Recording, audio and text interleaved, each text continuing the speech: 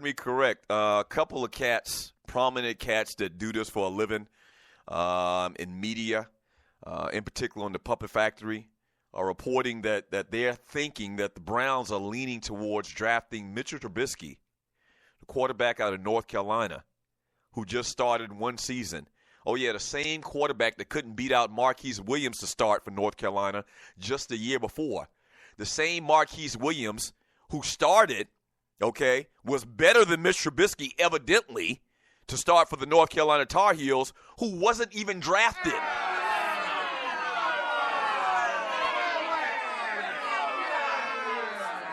Yeah, the same Marquise Williams that beat out Mitch Trubisky, who's about to be, a lot of sources are saying, the number one pick in the draft to the Cleveland Browns, did not get drafted. That Marquise Williams.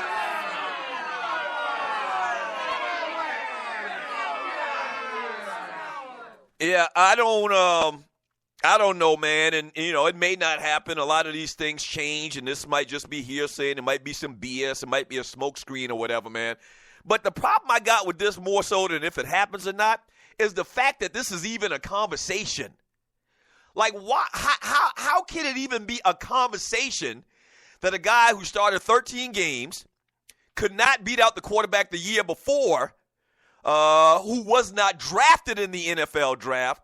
How could he be drafted not just, first, but how could he be drafted before a quarterback that played in 2 national championship games, numbers are stellar, won a national championship game, balled out of control on quote-unquote the greatest defense in the history of college football? How could that guy at North Carolina, who couldn't start over Marquise Williams once again, be the number one pick in the draft over the guy that had one of the most prominent college football careers ever for a quarterback? That's that bullshit.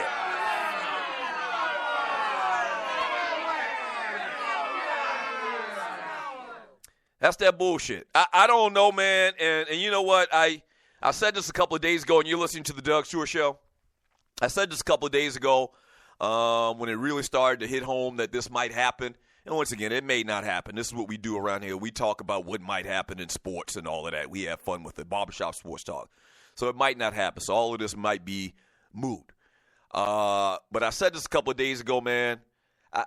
If Deshaun Watson doesn't go, number one, which clearly that's probably not going to happen, if he isn't the first quarterback drafted, it's probably for the best.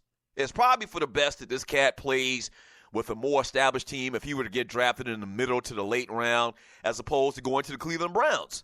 It's as simple as that, because the Cleveland Browns draft another quarterback, and all of these quarterbacks that they've drafted over the years, and I ran down the list a couple of days ago, the Brandon Wheatons of the world, the Johnny Manziels of the world. I mean, they've had 11 quarterbacks.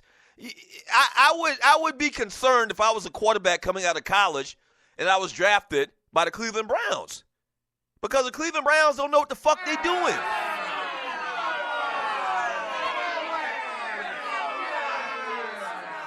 They clearly have shown that they don't know what they're doing. And so even though I know that I'm a great quarterback, I would start to question myself if the Cleveland Browns took me. Right. I would really start to question myself if somehow the Cleveland Browns took me with the number one pick in the draft.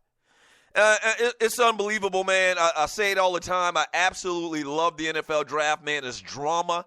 Like, even this whole first pick thing is drama. It is. I think that I would still take Myles Garrett, even though there are more cats that are coming out talking about his motor and the fact that they don't think that he's going to be that great of an NFL player to take at number one. I'll talk about that on today's show as well. There's another cat added to the list of other former NFL players that say they don't see it in Myles Garrett. But I think that I still would take Myles Garrett. I think I would have to risk it.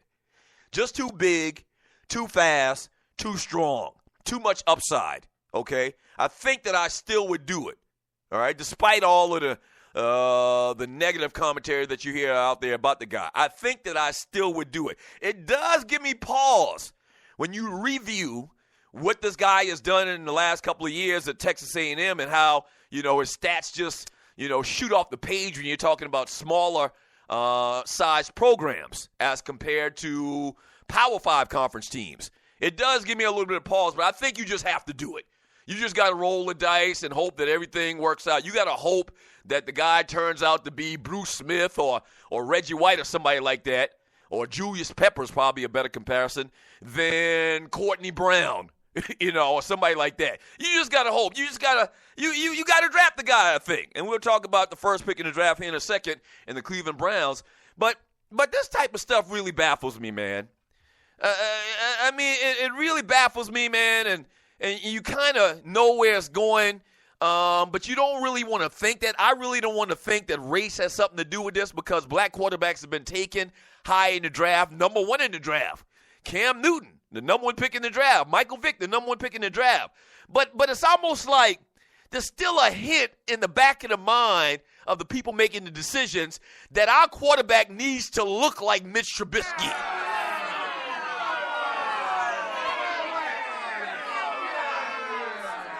We have historical data, empirical data that says that teams will draft a black quarterback high. I mean, so you can't say that. But it seems like in the back of their mind, like these GMs and these scouts and these organizations in the NFL are still kind of trying to take their time with progress. And the fact that football is played so different today and these dual-threat quarterbacks are dominating college football, many of which who are black, it seems like in the back of their mind, they still, feel like the right way to go is a guy that looks like Mitch Trubisky. Like, am I wrong about this? Because clearly, you talk about what you've done on the field. You look at all of the measurables. I mean, Deshaun Watson, you can't even say that Deshaun Watson's like a small guy, like Johnny Manziel or whatever. Deshaun Watson's 6'2", 220 pounds.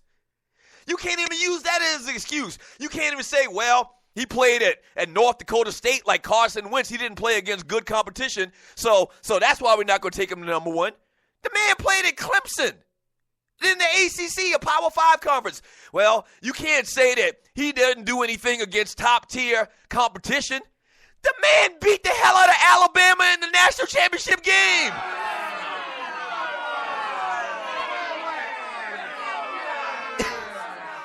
Right. The man beat the hell out of, and I said it earlier, the man beat the hell out of, and you're listening to the Doug Stewart Show, the man beat the hell out of Alabama in the national championship game. The Alabama defense that supposedly, by a lot of experts, was the best college football defense ever. Not this year, but ever. You know how long ever is?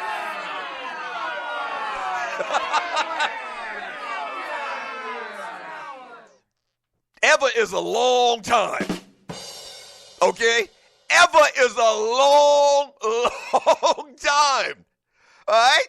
So he got all of the measurables. He played for a big team, big-time college football team. He played in big games. He won in big games. He's got stats. He's 6'2". He's 220 pounds. But somehow, these scouts, and it may not happen, I got to keep saying that, somehow the NFL has somehow pegged in a guy that started 13 games in college that couldn't beat out a guy that didn't get drafted last year.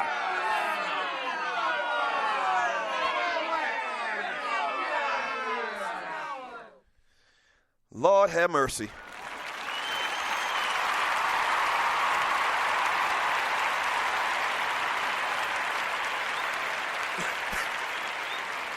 Lord have mercy. And now listen, once again, I gotta keep putting these disclaimers out there. We don't know what's going to happen with none of these players. I mean, I feel very confident Deshaun Watson is going to be a very good NFL player, but we don't know. He might get to the NFL and suck.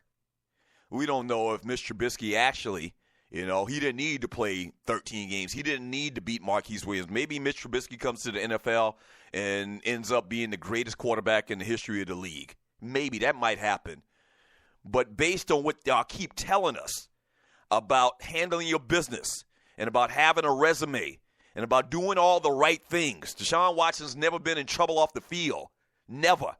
Like, the man might not even smoke. He might not even drink. He might not do none of that stuff. He's like the perfect kid. I haven't heard anything but good things about the young man. You keep telling us this way, but then you keep moving the goddamn goalposts.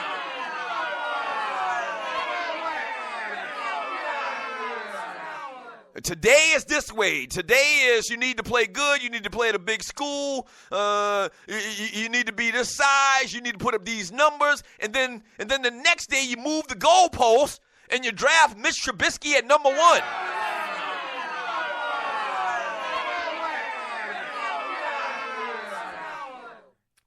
I mean, what? You keep moving the goalposts. You keep moving the goalposts. And Hugh Jackson, man, we're going to get into it. I got to go to the break. I mean, Hugh Jackson, man, I'm a fan of Hugh Jackson, head coach of the Cleveland Browns. I never thought that they should have fired him in Oakland. I thought that he was building, okay? So I thought he got a raw deal in Oakland. And for Hugh Jackson, if this happens, if Hugh Jackson signs off on this, man, shame on him.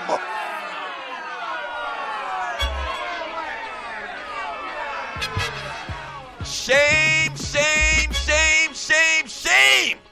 If Hugh Jackson signs off on this. We'll see.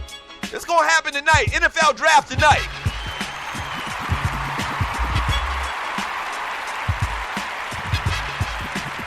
We'll see. We're going to see tonight.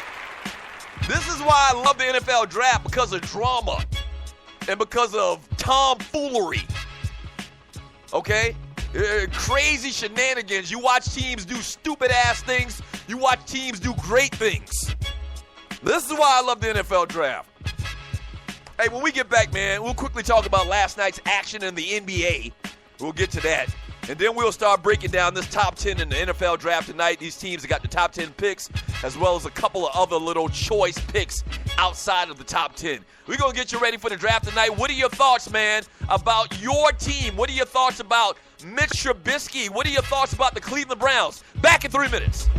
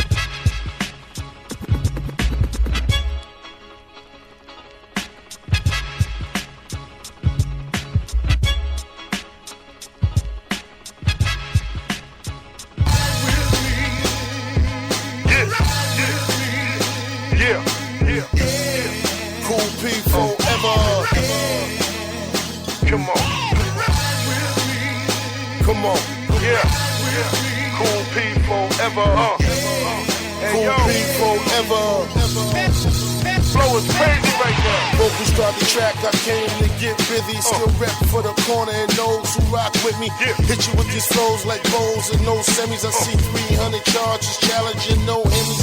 Niggas drop CDs, case open, and it tempts me to throw it in, give it a listen, but it's empty. I'm just starting to realize, Lord, why you sent me, cause my flow is organically grown from the hemp seed. BMX, Grand Imperial, bullet flow, no gun, no cereal. Just these control lungs over these drums, yeah, I'm killing you. Hip-hop, cyanide, iodine, red lines, like carry for the tray. I'm just so simultaneously crazy with the wordplay. Aren't you sharp of attack? Are you some type of lawyer? Nah, just BMX and that's that. BMX forever. Cool P forever. X-Fact forever. Come on. BMX forever. Cool P forever. X-Fact forever. Emotions start to track my eyes, I get teary. I reach out to my people, it seems they don't hear me. All I wanna do is this music, I know you feel me. It seems they just ignore me, nah, for really. It's all good, I still show love. I holds no malice, I holds no grudge. I still say one love, I still walk with my head high. I still rhyme like the lifeline. I like my jackpots with light pine. I pack my jackpots with light rhyme. 1, 2, 1, 2. I know I could hit the jackpot with the right rhyme, so I hit the jackpot.